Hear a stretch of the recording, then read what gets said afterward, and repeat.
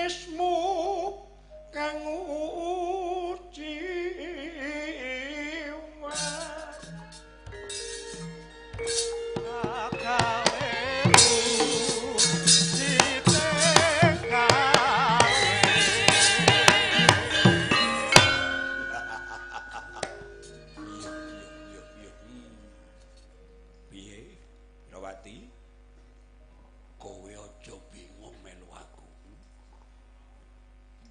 Tolehen Raden Kartowiyoga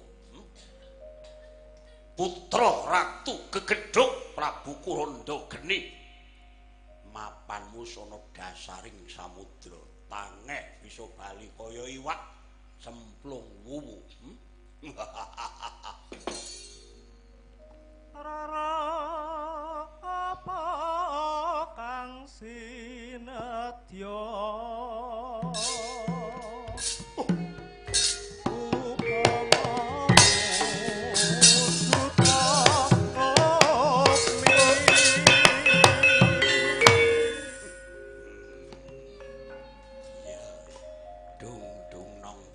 Trenggalung sing mbek miyong wok kekur. Yen kowe nampik Kartowiyoga golek wong sing kaya ngopo wong ayu.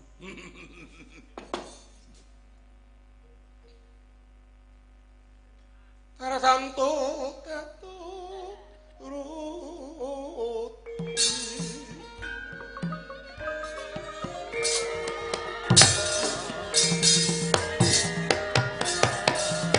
Palarke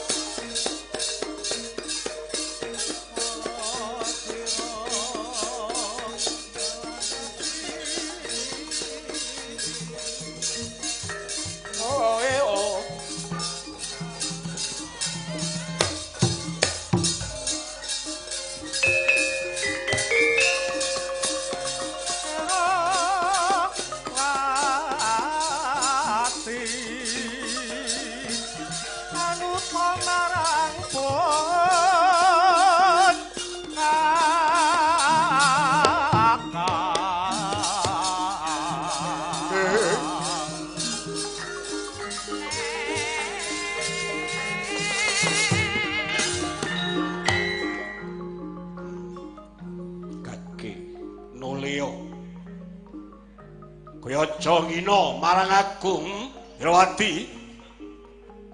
Mengko dhisik aku tak kandha karo kowe. Iya, piye? Ning kudune kowe nuruti aku. Merga wis ana wewengkonku. Katresnan kuwi apa? Katresnan kuwi uruping jiwa luhur kang mrentul saka tuking ati kang suci. Yen ngono bener rasaku.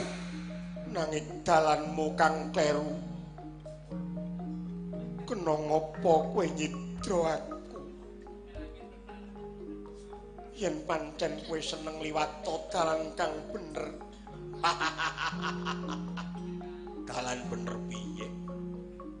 Aku ngerti yen to negara Mandaraka dipagri bibit. Rabet bibit tumpang dengkul ora ana selane. Lho. Salah sawijining cara kudu tak cidra ngene iki. Babar pisan ora ana ceceke ngrasaku duweni rasa tresna marang kowe. Mula kang sapa iku ora ana. Kang tuwuh saka latiku kejaba mung siji ya kuwi aku balekno. Balekno marang papangkoning Kanjeng Rama Prabu Salya ing Mandaraka. Ah, piye? Ora klakon. Aku ngarep wis kandha kowe kaya iwak cemplung wuwu tegese iso mlebu nanging ora iso bali.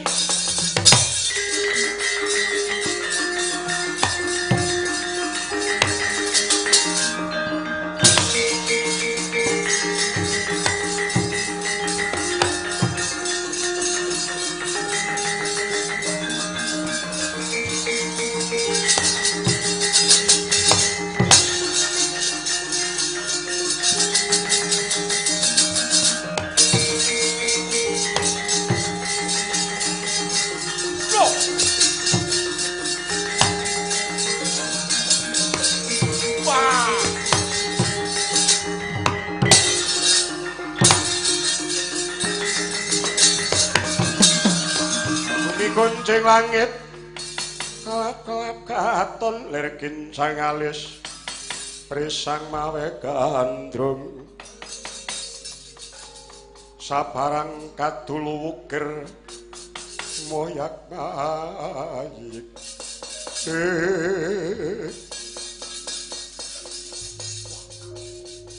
tak sawang cetha iki dudu kawulaku kudune ora ana menungsa bisa mlebu tirta kadasar iki negara ingkang mapan ana dasaring samudra kowe sapa aku Wasi Jaladara saka ing pertapan Argasunya wah derajat Wasi tegese kowe mung sak ngisore pendhita ngaliyo aja ngregon-ngregoni kae Dewi Rawati wis ana wewengkonku maling julik patrapmu culika kowe arep ngrabi putrining ratu nanging ora gelem mungal dodo ning malah kowe bradat Dewi Rawati cetha yen to kowe dudu wong lanang babuk tengik ucapmu apa abang tak rewangi nyolong laku golek leno merga gedhening rasa tresna nggonku nuruti karep liwat 1000 cara kuwi dudu carane wong utama piye dudu carane wong utama aku ora golek utama upama tak lamar tangeh Prabu Salya ngulungake merga akeh-akeh padha ora ngajeni bangsa yaksa lan bangsa buta mongko aku turun yaksa yen liwat dalan sing becik lambaran jujuring laku lan tepi tata kramaning urip kala mangsane menungsa kuwi bisa kanggonan bejo aku ora percaya karo tembung bejo aku luwih percaya menyang pangira-iraning rasaku aku ngrumangsani bangsa buta dianggep bangsa kang luwih asor mula aku ambetung tinimbang tak lamar ora wurung aku mung bakal kuwirangan mula tak colong ngerti bumi gonjing langit kelap-kelap aton lir kincang sang mawe gandrung kowe ora tau ngrasake sepira susahe Sinuwun Mandaraka kelangan putra-putrine mongko kae sekaring kedaton sing banget ditresnani tekaku isih duwe pangapura menyang kowe nanging balekno Dewi Rawati kae aja mbok kukuhe ana wewengkon iki piye Druhun nggonku nyolong tak toi nyawa baline nek bisa gondol nyawaku paen lho Mas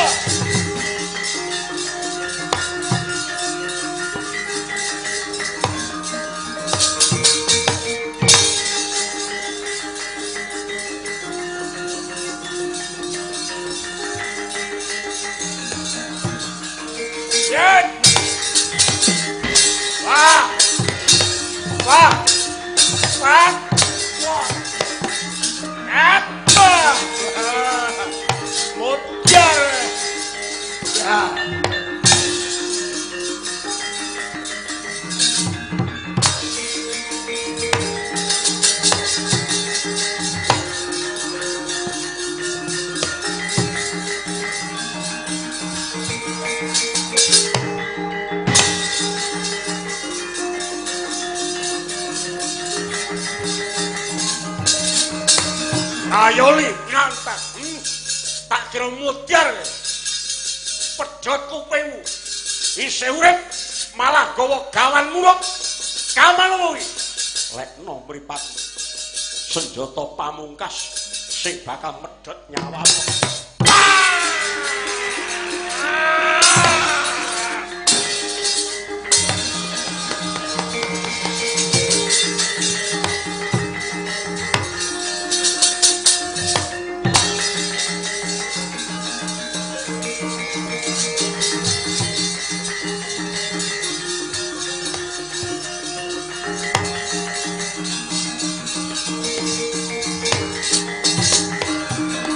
Sagara rupane sedeng Narendra yaksa lalaku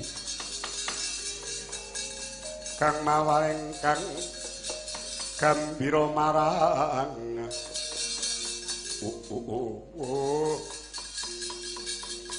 ora lidhok ujare wong daplok kandhane wong gerang ora gugu mati tenan kowe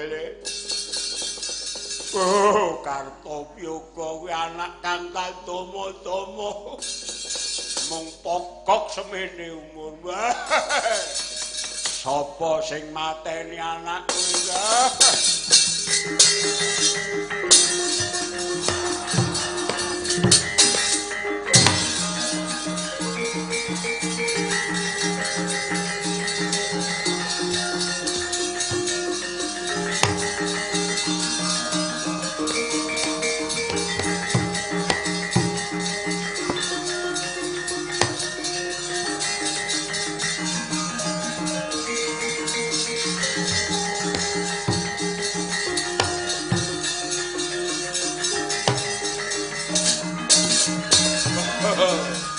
Sapa kowe Druhun? Wani midak tirta kadhasan mleka mripatmu iki Prabu Kulanda Geni. Wasi Jaladara saking Pertapan Nargasanya. Aku kang mupu sayembarane Narpati Mandaraka Prabu Salya. Goleki ilangi Dewi Rawati Sekar Kedaton. Mbah ra edep anakku mati kowe ijol.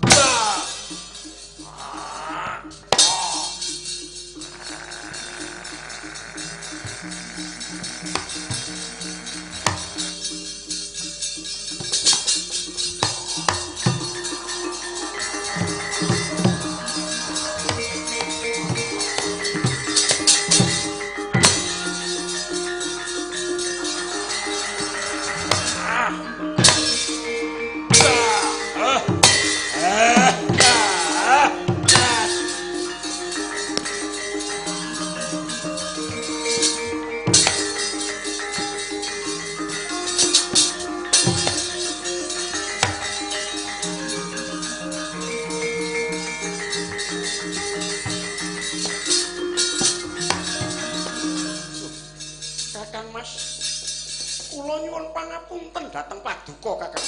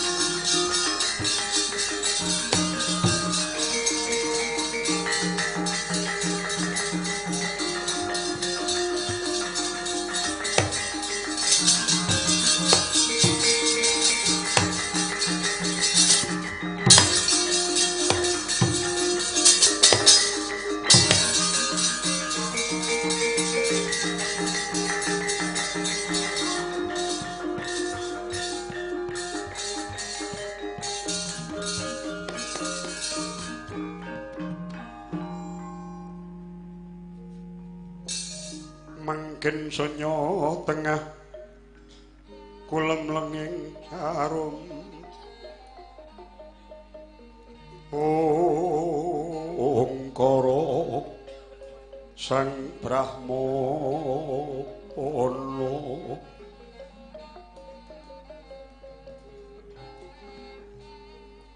tan pendah swaraning madu bronto manut kembang rarat ning rimang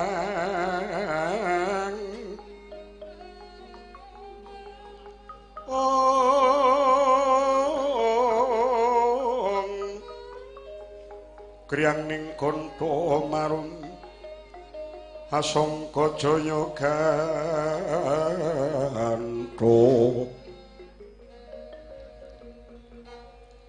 kungkungan delangmu lir gandeng curinging raja Swaranari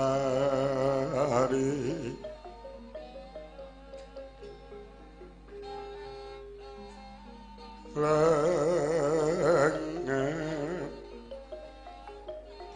tegap ning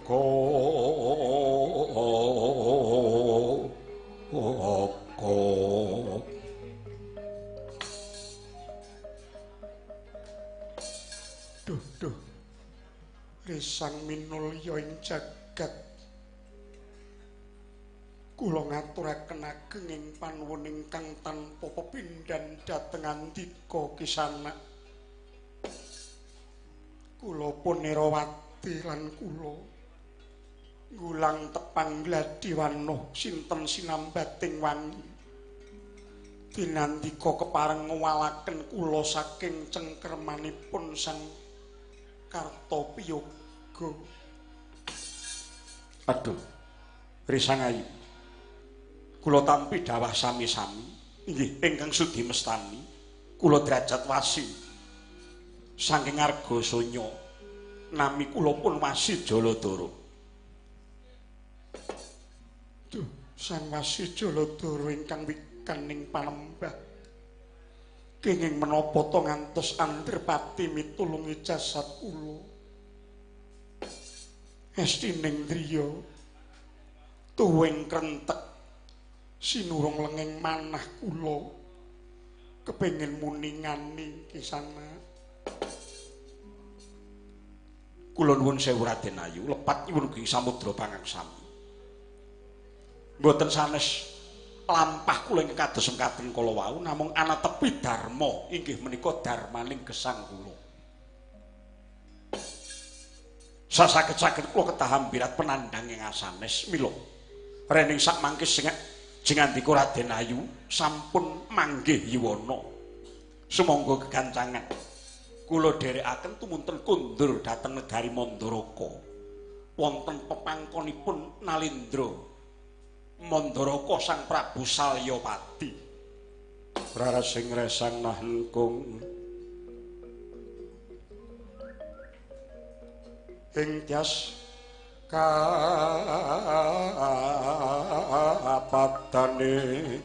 ing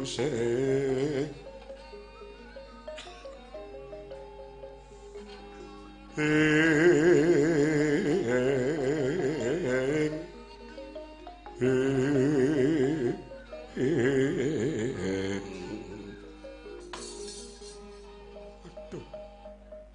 Sang Wasi sepisan malih pingin manah kula tanpa pepindhan inggih labet kula sampun wal saking penandhang rene nyatanipun kasekten andika ngedapi-dapi pilih jalma ingkang saged ngambah wonten ing papan ngriki awit menika mapan wonten dasaring seganten pramila saking menika Sang Wasi kula namung minta dhateng pangwasi ingkang Maha Agung mugi-mugi sekadar manandika Sang Wasi Jaladara dhateng kula ingkang mahanani badhe padhang ing negari Mandaraka mugi pikantuk ana liru saking dat kang murweng dat Wasi inggih Raden Ayu dawah sami-sami kiwala benjang datak ngentosi menapa monggo tumunten sesarengan lumampah nadyan namung lon-lonan kewala enggal tumunten jumedhul dumugi wonten ing dedharatan sumangga kula dherekaken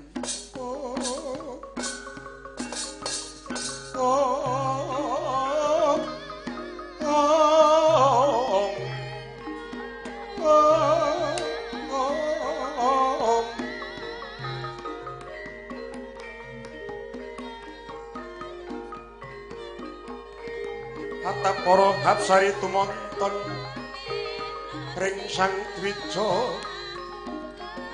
kadyoge warjiwa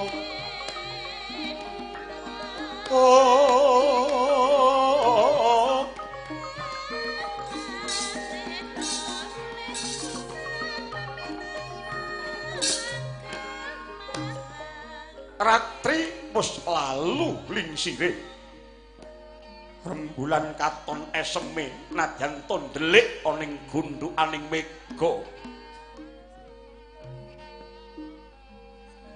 wirandungan risang kekalih anggenira lumaksana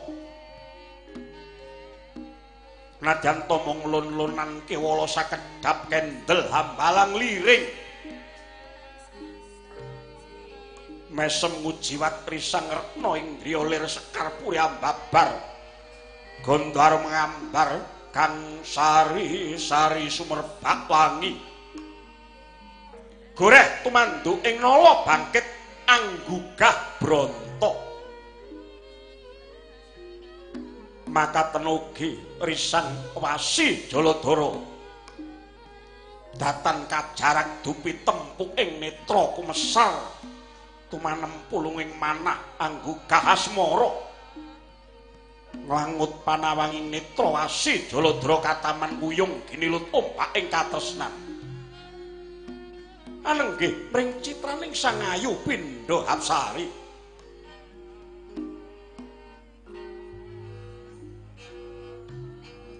lamat-lamat kabiyarsa dupi jumedhul saking toya kaya ana swaraning gamelan Lokananta ingkang ora pati akur dadya kandhek lampahe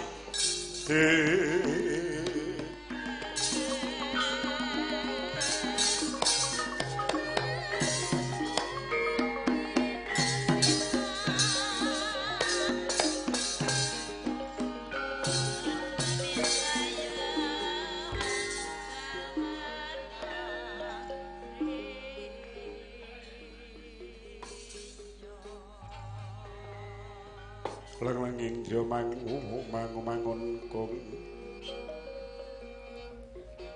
kanduan rimang leleno tanpa kanen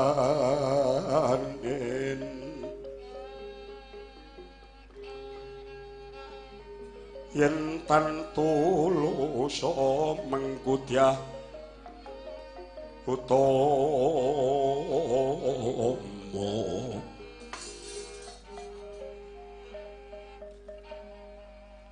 wonten menapa sareng sampun dumugi wedi malelo lajeng kendel Wasi jatosipun kula mboten kepengin kendel nanging kala wau kok kados wonten suwanten ingkang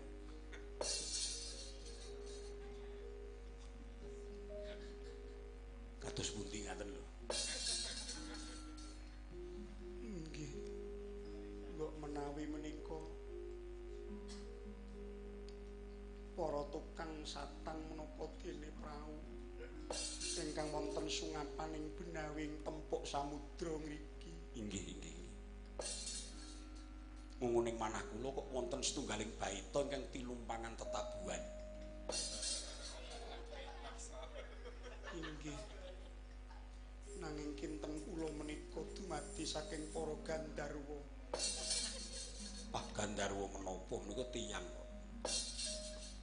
Menawi Gandharwa menika malah boten saged klintu. Nggih. Dipunapunten nggih. Mboten dados menapa. Kula nuwun sewu. Satosipun kula nggih mboten kepengin raliwan nanging sareng sampun jumedhul kok jebule mriki benteripun kados mengaten. Inggih. Kula kok radi panas. Upami kendelipun mboten wonten papan pawedhen ngaten menika rak wonten pandan. Wonten pinggir seganten nganten gegodhonganipun sae Nanging menika mawari. nanging boten suluripun saged kangge nyagaki witing pandan ngantos inggil ngrembuyung godhongipun boten namung setunggal kalih nanging ngandhapipun menika lak eyub sanget nggih. Inggih. Ketingalipun menawi leren wonten mriku kok edung ngaten. Lah nanging lenggahipun Kusuma Dewi Inggih kula badhe wonten ngrika. kula ingkang sisih wetan menika nggih menawi dipun tingali tiyang mangke kirang prayogi. Awit kula kalian paduka menika rak sanes garwa, sanes tiyang jejodhoan.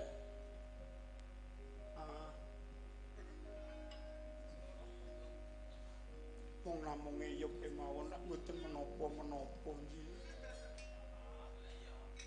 Saestu menika. Inggih kok. Wong namung eyub sekedhap kemawon mboten menapa-menapa. Inggih. Malah menika mangke ing oyoting pandan badhe kula serati. Seratanipun napa? Supados tandha seratan menika ingkang ngertos inggih namung kula kalian panjenengan.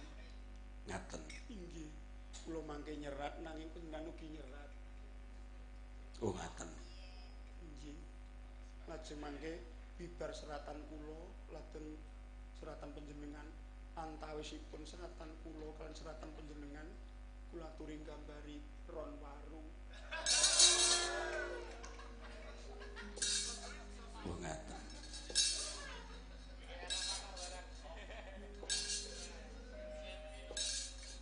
Inggih. Lah menika kok jebul cerakipun pandan menika kok wonten gubukipun alit. Oh ngaten nggih prayogi. Nggih namung nyuwun pangapunten ingkang agung kula ajrih lho Kusuma Dewi. Mboten dados menapa sanget. Oh.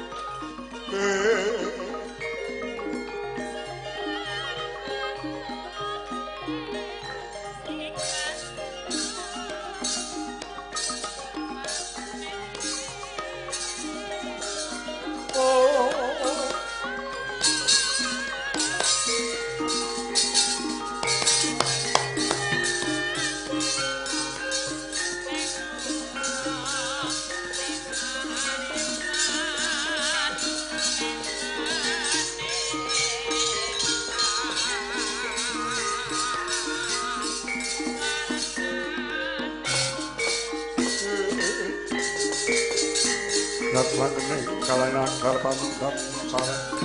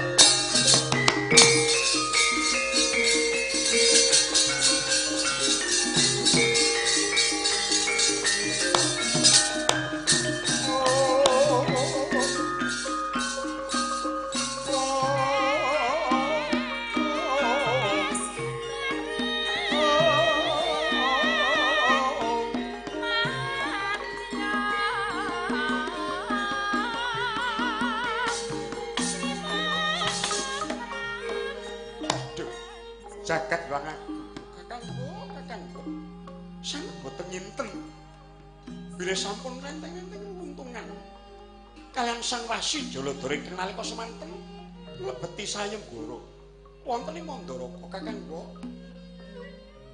ngaturaken pangabekti mugi kunjuk lajeng nuwun sewu kakangku menika kala wau dhateng pundi kewala adikku diadikku Rukmarata ya Sumurpadi sejatine waleh-waleh apa aku Cinidreng Duratmaka anak ing Ratu Tirta Kadasar Yogiri Kadasar anak ing Prabu Kuranda Geni kang aran Raden Kartapiyuga nanging ya merga saka pitulunganing Wasi Jaladara saka ing Depok Argasanya ingkang nyata Sumbaga Wiratama kandel kulit atos bebalungi satemah bisa merjaya maling aguna ingkang dusta pun kakang ora mung iku kalebu ratu ing Tirta Kadasar Prabu Kuranda Geni uga sirna Margalayu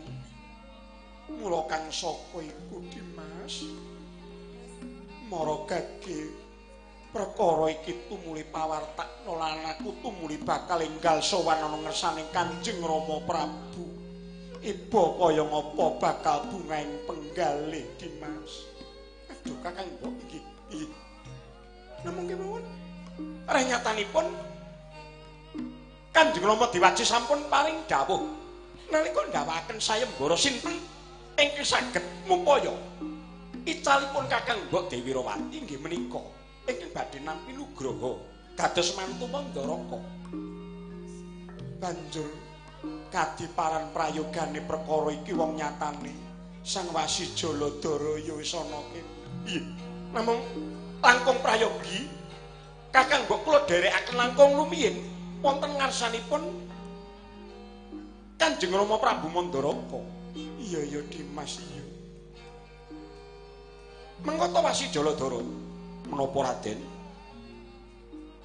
Aku njaluk pangapura. Sawetara wektu semeneo ngentenono dawuh saka Kanjeng Rama Diwaji. Nggih, ngestakaken dawuh paduka Raden. Sumangga Kakang mbok tumten kula dherekaken. Om